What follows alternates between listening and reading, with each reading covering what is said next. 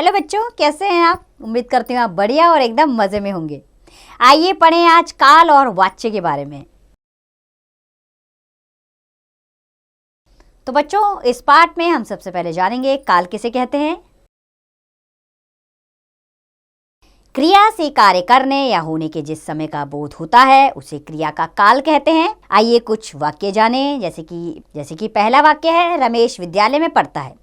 दूसरा वाक्य है रजनीकांत इसी मकान में रहा करता था। तीसरा वाक्य कल हम इस समय वायुयान में यात्रा कर रहे होंगे।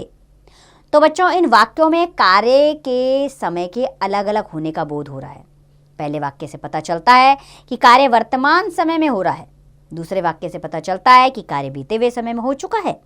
और तीसरे वाक्य से पता चलता है कि कार्य आगे आने वाले समय में संपन्न होगा। तीनों वाक्यों की क्रियाएं अलग अलग समय का बोध करा रही हैं। व्याकरण में समय को ही काल कहते हैं। काल के तीन भेद हैं। पहला वर्तमान काल, दूसरा भूतकाल और तीसरा है भविष्यत काल। आइए इन्हें विस्तार पूर्वक जानें। सबसे पहले पढ़ेंगे हम वर्तमान काल के विषय में। जब क्रिया से कार्य के वर्तमान समय में होने का बोध होता है उसे वर्तमान काल कहते हैं। जैसे रवि प्रतिदिन फुटबॉल खेलता है। मैं बड़ों का आदर करता हूँ। कुछ लोग हमेशा प्रसन्न रहते हैं। तुम मुझे अच्छे लगते हो। वर्तमान काल के भी तीन भेद हैं। पहला है सामान्य वर्तमान काल। बच्चों, इस काल के वाक्यों में कर्ता के द्वारा किए गए कार्य का सामान्य वर्णन किया जाता है। जैसे कि पक्षी आकाश में उड़ते हैं, सूरज पूरब में निकलता है, सामान्य वर्णन है। दूसरा है संदिग्ध वर्तमान काल। इस काल में के वाक्यों में कार्य के होने के बारे में संदेह या अनिश्चय बना रहता है। जैसे कि ऋतु आज हैदराबाद पहुंची होगी। बच्चे इस समय पढ़ रहे होंगे। तो इसमें संदिग्धता है, यानी कि संदेह प्रकट हो रहा है इन वाक्यों में। तो ये संदिग्ध वर्तमान काल है। तीसरा है अपूर्ण वर्तमान काल। इस काल के वाक्यों में कार्य के चलते रहने का बोध होता है, लेकिन कार्य अपूर्ण रहता है। जैसे मैं कविता लिख रहा हूँ और कब तक लिखता रहूँगा ये भी पता नहीं है। वह आपकी प्रतीक्षा में यहाँ खड़ा है, अब अभी खड़ा है, भविष्य में भी वो खड़ा ही रहेगा क्या, नहीं पता लग पा रहा है। तो ये अपूर्ण वर्तमान काल के उदाहरण है। आइए दूसरे काल की ओर बढ़ें, जो है भूतकाल। बच्चों, जब क्रिया से कार्य के बीते हुए समय में होने का बोध होता है उसे भूतकाल कहते हैं। जैसे वे कल अमेरिका चले गए। मैंने तुम्हारा पत्र पढ़ लिया। मुकेश कल वहाँ नहीं आया था। बच्चे बहुत शोर मचा रहे थे। भूतकाल के भी 6 भेद होते हैं। पहला है सामान्य भूतकाल। इस काल के वाक्यों से क्रिया की सामान्य स्थिति का बोध होता है, लेकिन क्रिया कब पूर्ण हुई इस बात का पता नहीं चलता है। जैसे शोभित आया था, बच्चा सो गया। दूसरा है आसन्न भूतकाल। जब क्रिया थोड़ी देर पहले ही पूर्ण हुई हो उसे आसन्न भूतकाल कहते हैं। जैसे मेहमान यहाँ आ चुके हैं। राजस्थान रॉयल्स ने मैच जीत लिया है। इस काल के वाक्यों की मुख्य क्रिया सामान्य भूतकाल में और सहायक क्रिया है, हैं, हो, हूं होती है। तीसरा है अपूर्ण भूतकाल। इस काल के वाक्यों में क्रिया के भूतकाल में चलते रहने का तो बोध होता है, लेकिन कार्य की समाप्ति का संकेत नहीं होता। जैसे निकिता बाजार जा रही थी। कुछ लड़के सड़क पर दौड़ रहे थे। चौथा है पूर्ण भूतकाल। जब क्रिया से यह पता चले कि कार्य बहुत पहले समाप्त हो चुका हो उसे पूर्ण भूतकाल कहते हैं। जैसे हमारे पहुंचने से पहले ही रेलगाड़ी छूट चुकी थी। वे अपने कपड़े पहले ही धो चुके थे। ये सब पूर्ण भूतकाल के उदाहरण हैं। पांचवा है हेतु हेतुमत भूतकाल। बच्चों, इस काल के वाक्यों में एक कार्य का होना दूसरे कार्य पर निर्भर दिखाया जाता है। जैसे कि यदि तुम मेहनत करते तो परीक्षा में पास हो जाते। बिजली आ जाती तो अब तक कपड़े धुल जाते। तो ये हेतु हेतुमत भूतकाल के उदाहरण है। छठा है संदिग्ध भूतकाल। इस काल के वाक्यों में कार्य के होने का उल्लेख संदेह या अनिश्चय के साथ किया जाता है। जैसे कि ईशान अब घर आ चुका होगा। उसने गृह कार्य पूरा कर लिया होगा। भूतकाल की मुख्य क्रिया में आ, ई, ए जुड़े रहते हैं। कई बार क्रिया के साथ था, थी, थे का प्रयोग होता है। बढ़ते हैं अब तीसरे काल की ओर, जो है भविष्यत काल। जब क्रिया से कार्य आने वाले समय में होने का बोध होता है उसे भविष्यत काल कहते हैं। जैसे कल वर्षा नहीं होगी, मैं एक साइकिल खरीदूंगा। तुम घर कब तक आओगे? हम शाम को बाजार जाएंगे। बच्चों, भविष्यत काल की मुख्य क्रिया में गा गे गी गे जुड़े रहते हैं। भविष्यत काल के भी 3 भेद होते हैं। पहला है सामान्य भविष्यत काल। जिस काल के वाक्यों में क्रिया के भविष्यत काल में सामान्य रूप से होने का बोध हो उसे सामान्य भविष्यत काल कहते हैं। जैसे कि राहुल अब आराम करेगा, मैं पहले घर कार्य पूरा करूंगा। दूसरा है संभाव्य भविष्यत काल।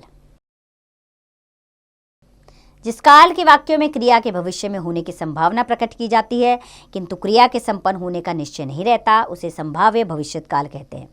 जैसे शायद पिताजी दिल्ली से आ जाएं, भगवान करे कि गाड़ी स्टेशन पर मिल जाए। और तीसरा है हेतु हेतुमत भविष्यत काल।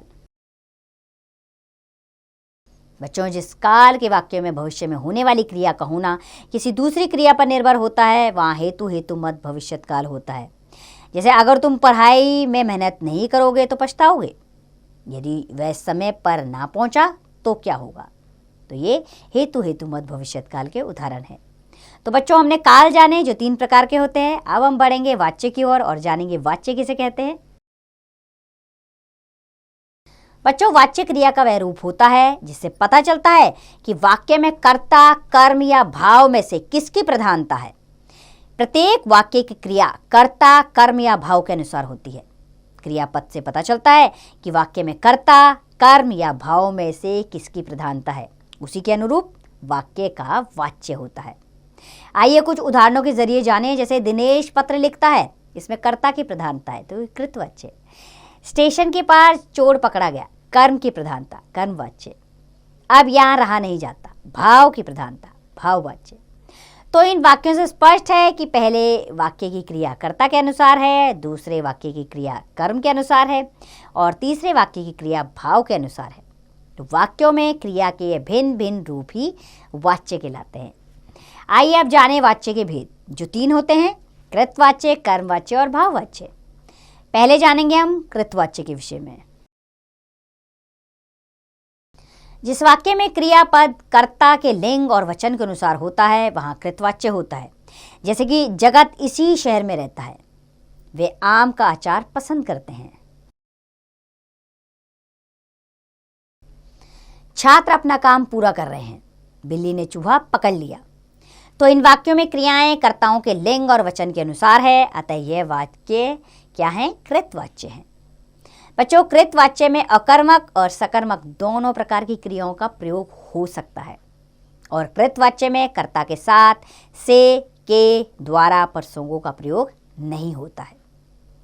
हिंदी में कृतवाच्य का प्रयोग अधिक होता है। दूसरे तरह के वाच्य हैं कर्मवाच्य। जिस वाक्य में क्रियापद कर्म के लिंग और वचन के अनुसार होता है वह कर्मवाच्य होता है। जैसे कि आपको पूरी बात बता दी गई है, फैसला कल सुनाया जाएगा, सभी निमंत्रण पत्र भेज दिए गए हैं, उनका विवाह कल हो जाएगा। तो इन वाक्यों में क्रियाएं कर्म के लिंग और वचन के अनुसार है, अतः यह वाक्य कर्मवाच्य है। हिंदी में कर्मवाच्य का प्रयोग कम होता है।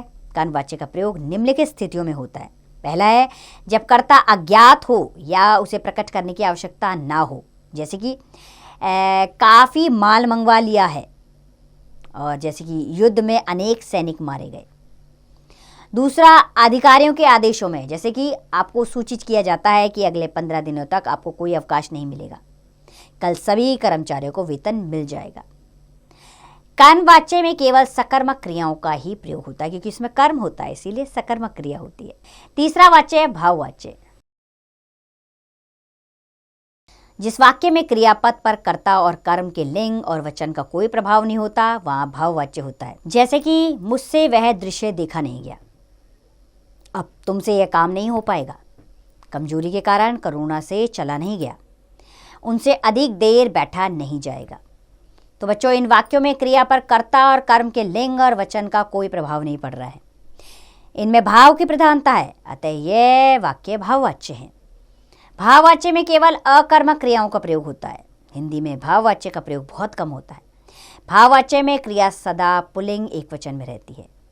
आइए बच्चों, आपके अभ्यास के लिए इसे एक बार दोहरा लेते हैं।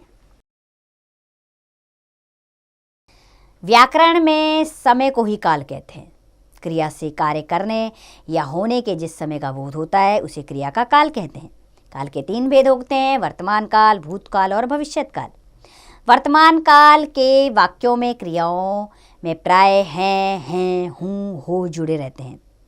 भूतकाल की मुख्य क्रियाओं में आ, ई, ए जुड़े रहते हैं।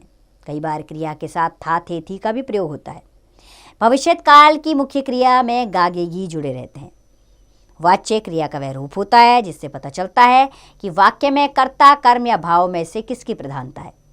वाच्य के 3 भेद होते हैं, कृतवाच्य, कर्मवाच्य और भाववाच्य। कृतवाच्य में अकर्मक और सकर्मक दोनों प्रकार की क्रियाओं का प्रयोग हो सकता है। जिस वाक्य में क्रिया कर्ता के लिंग और वचन के अनुसार होती है वहाँ कृतवाच्य होता है। कर्मवाच्य में केवल सकर्मक क्रियाओं का प्रयोग होता है। भाववाच्य में केवल अकर्मक क्रियाओं का प्रयोग होता है। भाववाच्य में क्रिया सदा पुल्लिंग एक वचन में रहती है। तो उम्मीद करती हूँ बच्चों ये अध्याय आपको अच्छा लगा होगा और समझ आया होगा। अब समय है अभ्यास का। इसका अभ्यास कार्य आप स्वयं कीजिए।